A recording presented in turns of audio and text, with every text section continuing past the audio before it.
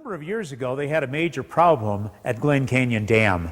That is the dam that impounds Lake Powell. That particular year, they had an unusually high spring runoff, and they almost lost the dam. The water got so high, they had to open up the overflow tunnels.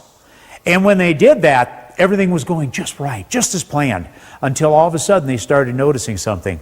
The water changed from a nice white, beautiful water to all of a sudden it changed to a sandstone color. That's not a good sign. They knew they were in trouble.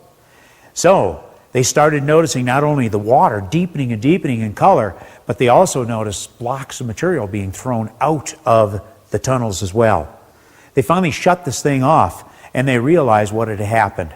Cavitation set in, and this is a principle where big blocks of material were being plucked out of the actual overflow tube. In a very short period of time, they found out that it not only had cut through the 3-foot thick concrete, which was reinforced with steel, but it also cut right into the sandstone. And huge blocks of sandstone were actually being washed out of there, being plucked out, you might say.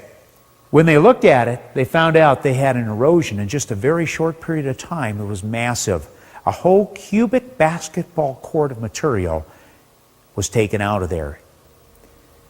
Now, you know, when you have a flood like this, it's not just going to be water that's going through, but you've got water that's chewing up things like rocks, dirt, sediment. Instead of water flowing, now you have a slurry of material. Think about a concrete slurry traveling 65 miles per hour. And it has a head at Dry Falls of 1,000 feet in height. Think about that. Can you imagine the erosion that's going to occur? That's why house-sized boulders were plucked out of here and carried many miles downstream. That's why rocks on ice were rafted, huge rocks, rafted hundreds of miles away, filling the Willamette Valley in Oregon as well. This flood would have covered Portland to a depth of 400 feet. And all that water and slurry coming through the Columbia Gorge, you know what's going to produce? Huge amounts of erosion. There you'll find waterfalls 400 feet tall, left as a remnant of this giant catastrophe.